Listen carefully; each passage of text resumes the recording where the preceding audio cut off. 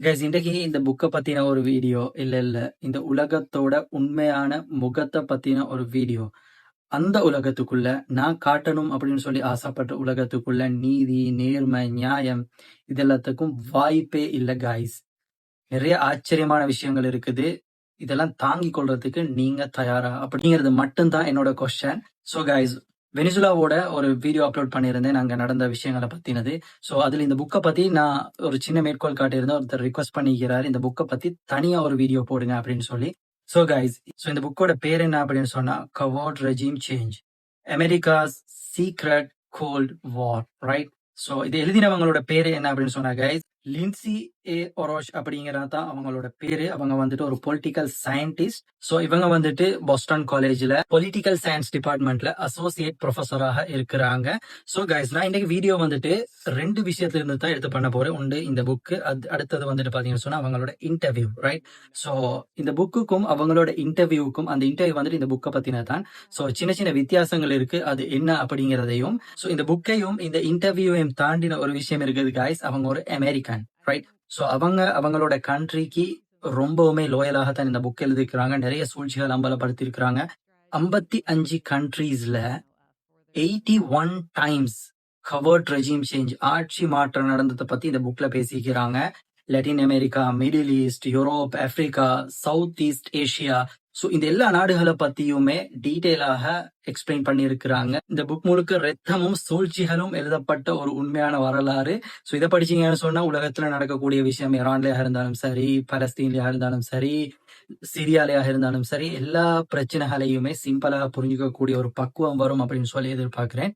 நான் சொன்ன மாதிரி ஒரு முக்கியமான விஷயத்த அவங்க இதுல சொல்ல மறுக்கிறாங்க அப்படிங்கிறதையும் பதிய வைக்கிறேன். இதை 3 சாப்டராக பிரிச்சு நான் பேசணும் அப்படின்னு சொல்லி எதிர்பார்க்கிறேன் கைஸ். ஃபர்ஸ்ட் வந்துட்டு இந்த வீடியோல இதை பத்தின ஒரு பேசிக்ஸ் இன்ட்ரோடக்ஷன் கொடுக்கப்படும். 2வது வீடியோல இந்த புக்கை பத்தின ஃபுல் டீடைல்ஸ் அவங்க எது சொல்றாங்களோ அப்படியே சொல்லப்படும். 3வது வீடியோல கன்க்ளூஷன், ரைட்? ஸோ அதுல என்ன பாத்தீங்கன்னு சொன்னா இதோட பிளஸ் பாயிண்ட், அவங்க சொல்ல மறுத்த விஷயங்கள், ரியாலிட்டியில இது எப்படி இருக்கு அப்படிங்கிற விஷயத்தோட 3 சாப்டரும் முடியும். இந்த புக்ல பாத்தீங்கன்னு சொன்னா கைஸ் 9 சாப்டர்ஸ் இருக்குது. புக் வந்துட்டு எப்ப பப்ளிஷ் பண்ணப்படுதுன்னு சொன்னா 2018ல கைஸ். இந்த புக் பேசக்கூடிய எல்லா விஷயங்களுமே 2000ஆம் ஆண்டுக்கு முன்னுக்கு நடந்த விஷயங்களை பத்தி தான் பேசுது. ஆனாலுமே இந்த காலத்துக்குமே நிறைய தொடர்புகள் இருக்குது கைஸ் இந்த புக்ல. ஸோ இந்த புக்கோட பேர் வந்துட்டு கவர்ட் ரெஜிம் சேஞ்ச். கவர்ட் அப்படின்னு சொன்னா மறைமுகமாக, ரெஜிம் சொன்னா ஆட்சி, சேஞ்ச்னா மாறுறது, மறைமுகமாக ஆட்சி மாற்றம் அப்படின்னு சொல்லி இதுக்கு டெஃபினேஷன் கொடுக்கலாம். ஸோ அமெரிக்கா வந்துட்டு 2000க்கு முன்னாடி கோல்டு வார் பீரியட்ல பல நாடுகள்ல அரசாட்சியை மாத்திச்சு, அதோட சிஸ்டத்தை மாத்திச்சு, லீடர்ஸை மாத்திச்சு. எப்படி மாத்திட்டாங்க, எந்த விஷயங்கள் சக்சஸ் ஆயிடுச்சு, எந்த விஷயங்கள் சக்சஸ் ஆகல அப்படிங்கிற விஷயங்கள் எல்லாம் இந்த புக்ல பேசுறாங்க. ரெஜிம் சேஞ்ச் அப்படின்னு சொல்லும் பொழுது அக்கார்டிங் டு லின்சி அவங்க சொல்றாங்க வந்துட்டு ரிமூவ் அண்ட் ரீப்ளேஸ், இந்த 2 விஷயங்களும் வரும். ரிமூவ் ஆட்சியை எடுக்கிறது, ரீப்ளேஸ் யாராச்சும் ஒருத்தங்களை ஆட்சிக்கு கொண்டு வரது. இந்த 2 விஷயங்களுமே இதுல அடங்கும். இது மறைமுகமா எப்படி நடக்கும் அப்படின்னு சொன்னா ஃபர்ஸ்ட் சொல்லக்கூடிய பாயிண்ட்ஸ் என்ன அப்படின்னு சொன்னாங்க, ஸ்கோப், ஆட்சி கவிழ்ப்பு அப்படின்னு சொல்லலாம். சதி மூலமாக ஆட்சி கவிழ்க்கிறது. 2வது பாத்தீங்க அப்படின்னு சொன்னா ஆப்போசிஷன் பார்ட்டி, அதாவது எதிர்கட்சிக்கு வந்துட்டு அவங்க ஃபண்ட்ஸ் பண்றது, ஸோ அவங்களுக்கு வெப்பன்ஸ் கொடுக்கறது, ஸோ அந்த குழப்பங்களை உருவாக்குறதுக்கு என்னெல்லாம் பண்ண முடியுமோ அந்த மாதிரியான விஷயங்களை பண்றது. 3வது என்ன அப்படின்னு சொல்லி பாத்தீங்கன்னு சொன்னா எலெக்ஷன், ரைட்? எலெக்ஷன் அப்படின்னு வரும்போது பல நிலைகள்ல இருக்கக்கூடியவங்க எலெக்ஷன் கேட்பாங்க.